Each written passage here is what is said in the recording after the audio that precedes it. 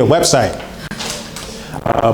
You can have just a basic website or you can have a CRM. Those are links that I recommend for website services that typically work seamlessly with the Facebook advertising. Then landing page. So a lot of times when we're marketing, we send people directly to our catch-all landing page with all these call to actions and all these different things to do, right? And a confused mind says no. So when you're sending people directly to your website with all these things on what to do, about me, how to contact us, homepage, blog, they're confused. And that cuts down your lead generation and your conversions significantly. So you want to have a website and you want to have landing pages that have one specific objective, right? So as an example, if we're running ads for lead generation for people that want to sell their house, that's the only thing we want to give them the opportunity to do.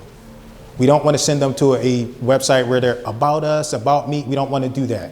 We want to send them one specific objective, and that's what landing pages are for. You need a website because you need to have a privacy policy, right? They used to allow you to type one up, but now you can't even do that. You need a privacy policy on your website so you can tell Facebook and any platform what you're doing with the customer's information. You're collecting very sensitive information. Real estate is sensitive. They want to know what you're going to do because they want to make sure you're not discriminating. So you need to let them know within your policy how you're going to use that information, right? Next, and these are all assets that you need outside of Facebook. This is not including Facebook yet. Then you need a marketing budget, and your marketing budget can be daily, monthly, or lifetime. I want to take a break here. Anybody have any questions? So how do you feel about treatment? How do I feel, or what I think? What do you think? About what is it?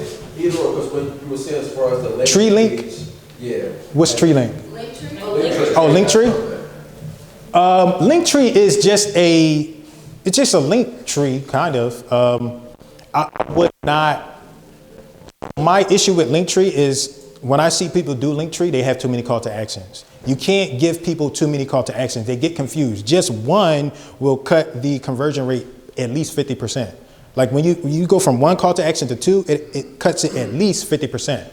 So if you use Linktree and there's one call to action, that's great. But a lot of times when I see people Linktree, the whole purpose is to have all of those links in there.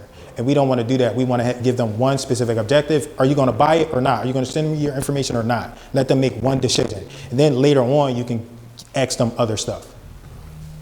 Can I ask you a question? Yes. So how do you pay for Facebook, the CPM thing? How do you pay? Yeah. What do you mean? You said we're paying for that. So I'm trying Yeah, you pay, you put in your credit card information basically, and I think I'll be able to show you that a little bit further. Yeah, you pay, I got some stuff in here where you can see like how many leads you get and stuff like that when we get further on. So I'll stop and I'll make sure I address your question then. All right, so Facebook assets, this is what you need. So a lot of times people get in there and they start marketing incorrectly. They go right to their, what do you call it? Their Facebook business page, and they go like boosting posts. When we're trying to run like effective and correct lead generation and marketing, these are the assets that we need. We need that business manager, right? The business manager will help you manage your business, right? And some of us, like Dan talks about, some of us are not only real estate investors, some of us are real estate agents, right? So you got a whole different business as a real estate agent. Then like me, I got several businesses. I got an education business, right? I got a marketing business. I got a real estate investor business. I manage all of my businesses in that business manager. So I'm not cross-pollinating the different leads and making it irrelevant. Business page, you need a business page. Most of us know what that is, but you establish your business page because a lot of times the platforms, they want to make the experience great for the end user. And they don't want to shove like advertising down their face, down their throat without them knowing. So when you establish a business page, that helps better that experience. So you typically need a business page. People go on and you can share, you can do that stuff. You can let people know what you're doing in business, but ideally you want a business page. There's also benefits to the business page where you can track and follow up with your leads and your conversions.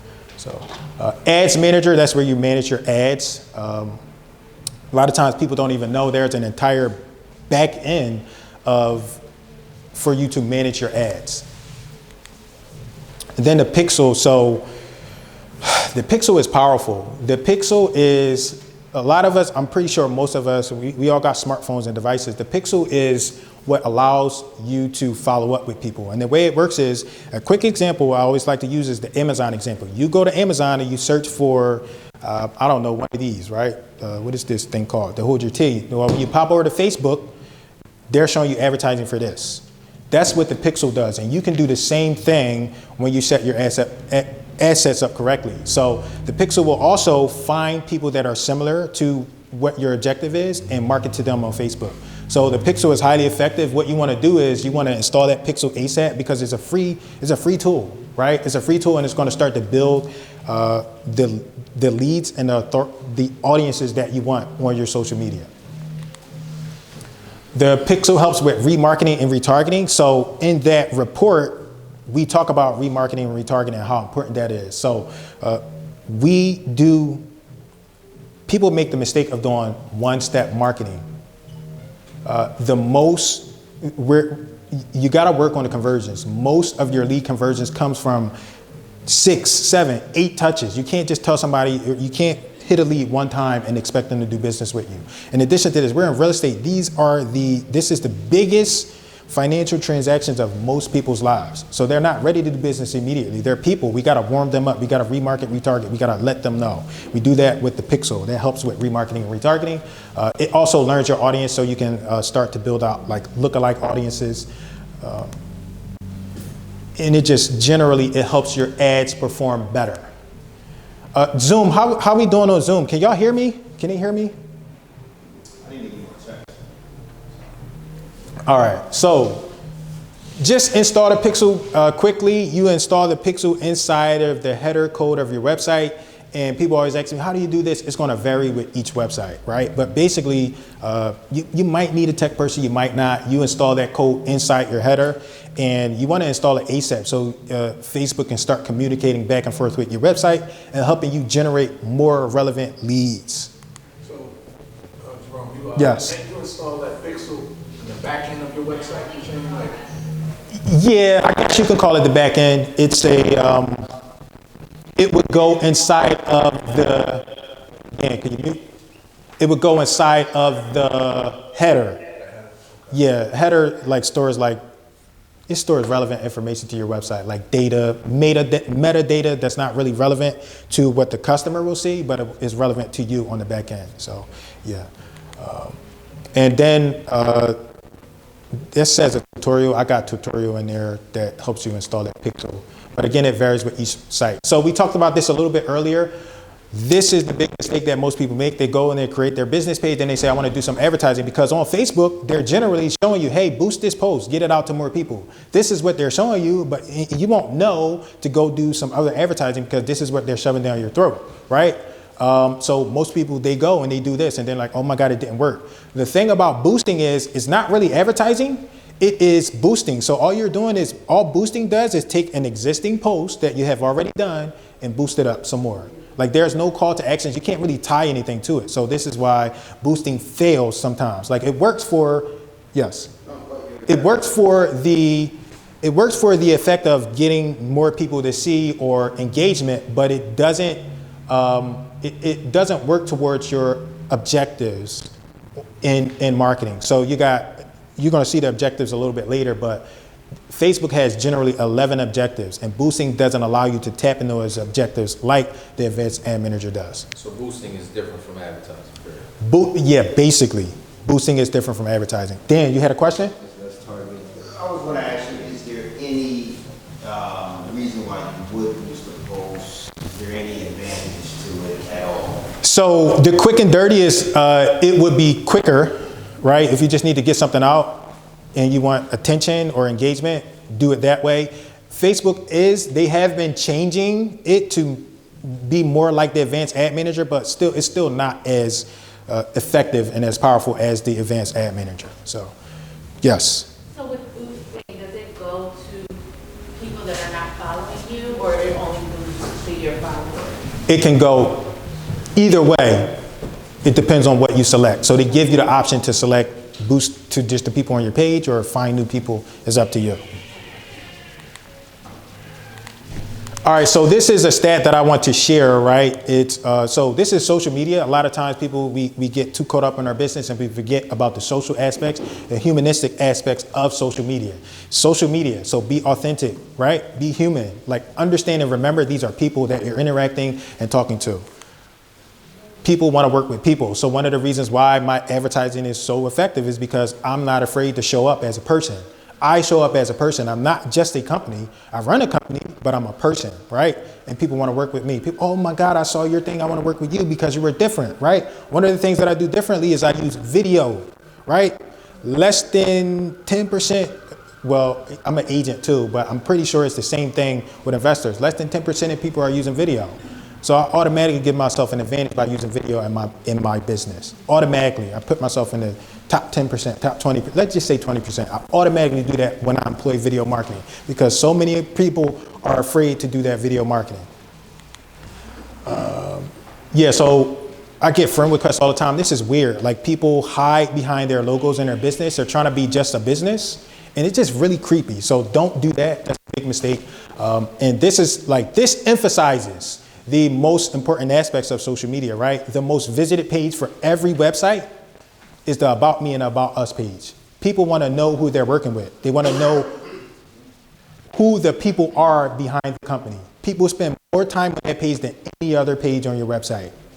They want to know who you are. All right, so these are web traffic and go.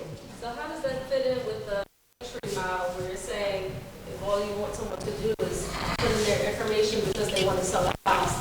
Is that considered, I guess, confusing or giving them more than one option? When you say, what do you mean by Linktree model?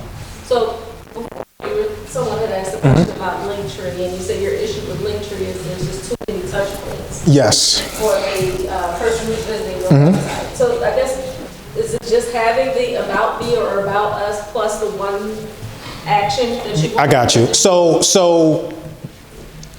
sometimes we think that people don't do their own research, right? Sometimes we make that assumption. People do their own research and they might see your ad, they might not click on it, or they go start their research journey. And when they start that research journey and they look for, like my company is Lewis Invest. They go look for Lewis Invest, they're gonna look for my About Me page, right?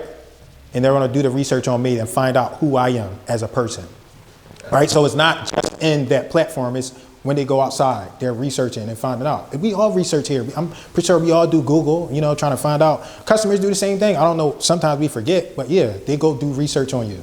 And that's the page that they visit. They wanna know, who are you? That's like the first thing I do. Exactly. Who is it? Right. I'm gonna Google that person. Right. Yeah. And me, I do the same thing. If I don't see you on Google or social media, you're not getting my business. Period. Because it's other people that's more trustworthy. It's more tracking. I can something go wrong, I will report them. So. Exactly. Like you don't even exist. You want to do business with me? No. You don't even exist. I don't trust you. I'm a millennial. We Believe the internet. Exactly. And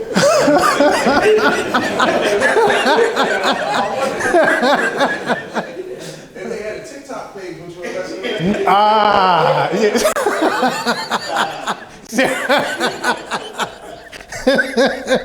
Oh my God. So I don't know, man. Maybe. So traffic temperatures. Traffic temperatures are. I'm bringing this up because I generally try to break marketing down into like 3 phases. And sometimes, like when we're taking a customer or a prospect or a lead through a journey, we forget about the temperatures, right? So these are the traffic temperatures, right? Cold traffic is traffic. There are people that have not heard or interacted with your business or brand before. So a lot of times when we're doing marketing, most of what we're doing, this is the lead generation phase. Most of what we're doing is like we're generating leads, cold traffic. That's what we're doing. And this is kind of where we stop. Right? It's like, oh my God, it's not working. We stop there, right? We don't have the remarketing, we don't have the retargeting. Reasons why they click is because they're intrigued. But this is one phase, this is one step, right? We got to continue following up. And that's when we get into the warm traffic, right? Warm traffic, they've interacted with you before. So all they got to do is see your lead one time or your advertising one time and they become warm because now they're aware of who you are and where you are, right? They interacted with you in the past in some form or fashion, right? They've been recommended by someone who they like or trust. Then we got hot traffic, and this is usually loyal people that just want to work with you because they know you, like you, or somebody told them to. They recognize or understand the value of your product or service. So I'm a hot lead for certain services that I have. Like nobody can convince me to go anywhere else. I'm hot. I'm just going to buy with that vendor all of the time.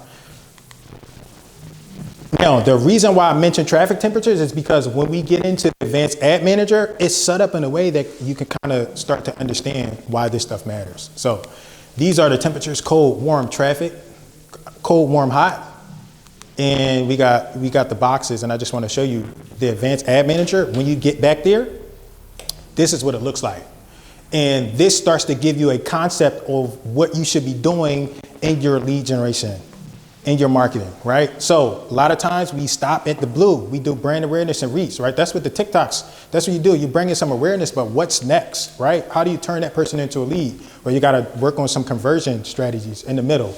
And when we talked about like boosting a little bit, we talk about boosting. Typically, boosting is underneath this engagement phase, right? That's it. It's not. All it is it's increasing engagement. It's not helping you with anything else here.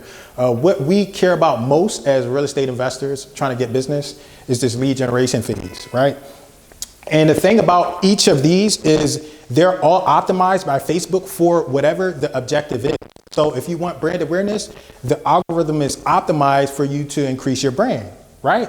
If you want lead generation, the algorithm is optimized for you to bring leads into your business. If you want to convert those leads, it's optimized for that, right? And it also helps with, it also helps properly allocate your budget. So really quickly, to clarify, like allocate your budget, like brand awareness is going to be much cheaper than lead generation, right? It depends on what your objective is. All right, so now we're getting into the specific ad, and this is exactly what I do in my business. So if you go run this, like I'm training my competitors, that's why we're not giving out this presentation unless you become a member, but this is exactly what I do. This is how I generate, I think it's hundreds of thousands of dollars by now, like Facebook wholesale deals. This is that screen that I showed you, the three boxes, the blue, the orange, and the red. This is the campaign level. You go in here, right, and you start creating your ads. Quick shortcut to get there is business.facebook.com, right? We visit that link and it's going to prompt us to set up our business manager, set up our ad manager. It's going to prompt us to set all of that up correctly. One of the mistakes that we make is inside of that 11 social media mistakes pamphlet is special ad category. So a lot of times we real estate professionals don't enable a special ad category. And years ago, like when marketers, they mess up everything, right? We mess up everything. So years ago, we were able to target specific zip codes, like Brewery Town or, South Philly, and cut out, you were basically able to discriminate. And Facebook got in a lot of trouble for it, so they had to disable certain things. So you have to enable special ad category when you're doing Facebook advertising for housing, right? There are a couple other special ad categories, but they don't matter to you. What matters to you is housing. Here is where, so basically this is all what you're going to do. You're going to enable the buying type. The buying types are auction and frequency. I don't really understand the point of frequency and reach. I have my most effectiveness at auction, and I just use that. These are what you see on the screen. These are the 11 objectives. So we went from what we understood was a boost, right, to now we have 11 different objectives. So what are you trying to achieve with your marketing, right? Different people are going to be in different phases and have different objectives in their business, right? And again, we're not only real estate investors, we also have other businesses. So you might have a store, right? You might, I don't know, you might have, you do videography, you might want traffic, you might want video views, who knows? These are different objectives that you can pick. And again, the algorithm is optimized for these different objectives. And again, those traffic temperatures, like that's important to understand. Like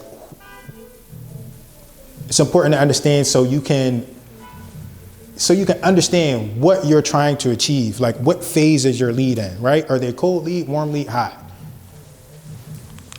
Then I have video there highlighted because we're going to get into that a little bit later. And then these are the lead ads. So once you have like your assets set up correctly, your websites and stuff like that, you can use, there are several ways you can do. You can drive them to your website. You can make them call you. There are so many things that you can do. Typically, this is what I do. I use lead ads, right? And I let them do everything within Facebook, right? I do some other stuff, right? We got clients, they do different things, but this is how you have success. You can come right in here and you can just run lead ads. And you don't need to do anything else complicated. So lead ads, these are the methods of lead ads that you can do. I stick to instant forms because I'm a millennial, please don't call me. And then you got chat messages, right? So you can have a lot of success using just instant forms, but some people might prefer to talk on the phone, right? Or some people might prefer to just message on Facebook. You can have success with either, but I typically use the instant form so I can follow it with their lead, right? I don't want you to call me, but I'll call you, right? There's an advantage when you call people. So I use lead forms. From either of these links, right? Your Facebook business page, your business suite, or your advanced ad manager. And then when you're using lead ad forms, you have to agree to a specific, you have to agree to the lead ad terms within Facebook because again, they don't want you to discriminate or collect sensitive information from people. So you can't, they don't want you discriminating, right? So this is what the lead forms look like. So it's a little tough to see when you're sitting in here, but you can collect information from different people, different information from people. So you can collect their name, email address. This can be very specific. In real estate, you have to be careful, but when you're in your other businesses, you can collect almost any information you want. The only issue here is you don't want to have questions similar to what's already in Facebook. So you can create your own forms and your own questions around lead forms.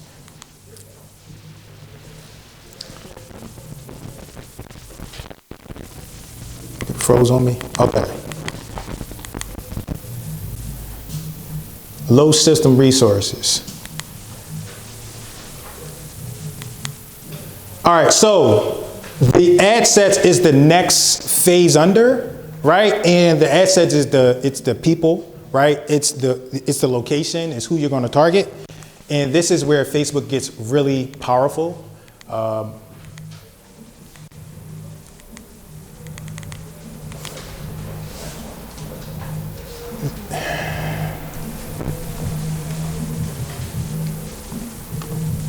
All right, so this is when you go inside of the ad set, you can collect this. Inside you go, you select your lead method. We already talked about that. You select the page. And this is where you select your budget. Remember you asked me about how do you pay them? So you generally pay with a credit card. They'll prompt you and ask you for the credit card information that you put in. But you can pick like budget. You can pick daily. You can pick, or you can pick lifetime, right? And so typically what I do, like in my business, right, I'm training my competitors, I gotta be careful. I do $50 a day and that generates me more than enough business for years. $50 a day is the budget that I use. Some people do less, some people do more, but I'm fine at $50 a day. Now, the more you pay, the more outreach it makes, more outreach. That's a fair thing to say. It's the more you pay, the more outreach. Yeah, that's a fair thing. The more you pay, the more frequent your advertising will show, which could also affect the outreach. Yeah, frequency is a better way to put it. Yes. So that's basically $1,400 a month. Yes. And that's cost effective for Yes. the business. It's more than enough business for me. Yes. So I was going to ask him later what he said. So what's kind of your ROI when you're spending that amount of money? What do you do? Over 100%. So, and I have a slide for that because people always ask. That's their favorite question. How much does it cost? How can I spend $1 and get 1,000? So, ad set audiences. So audiences are highly effective, and With this, you can include, you can exclude. That means you can include all women, right? You can't do this in real estate, but if you want to do all women that came to the Bragg event, you can include them and run some kind of bonus. Hey, women's retreat special. You can run advertising to them, or you can exclude them. We're not counting the women. We're going to exclude them out of all of our advertising. You can do that in the audiences. Custom audiences are so powerful. It's so powerful that I had to create an entire video on it. So that's a video link that you want to watch later. I forget how long it is, but the effectiveness of custom audiences is powerful. That's where you can gain a lot of business on Facebook. My bad. So does that go into ages and groups and all those things? Custom audiences are basically custom, so it can go into whatever you want, basically. So it can be, if you just want to target people a certain age, you can create an audience around that. If you want to target people that are, just came to the Bragg event, you can do that. Specific to real estate, one of the something that people don't understand and know is that you can upload like lists to Facebook, and this is where you typically upload those lists in a custom audience. So I used to do, what do you call them? Water lists and tax lists. I would get those lists and I would upload them to Facebook and pull leads that way. So that's where, water lean, tech lean, yeah. So you can upload lists, or say you got like, I don't know, like they just set prop stream down. Say you still got a list and you want to hit those people, you can upload that list directly to Facebook and start to target them. They shut prop stream down? They didn't shut it down, but it's a lot of stuff going on with MLS drama. So yeah, but you can upload all types of lists to your, through the custom audiences. So some people have email lists, right? You can upload your email list and you can start to retarget them, or you can exclude them. It's up to you what you want to do. Lookalike audiences are, you take a custom audience, right? So say we're doing like this Bragg event. This is a list I would upload. I can then say, hey, Facebook, go find me people exactly like the Bragg list that I uploaded and start to market to them. It would create a lookalike audience. And remember those 50,000 data points, people try to hide behind or get away from Facebook and advertising, but they got all your information. So it's no escaping it. And they use those data points to build a profile around you and understand what you like and stuff like that. So they're going to send it to their Facebook profile, not their email? Yes, it will be Facebook, yes.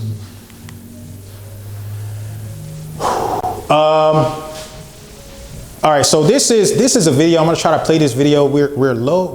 It's tough on the system resources, but I want to try to play this video anyway.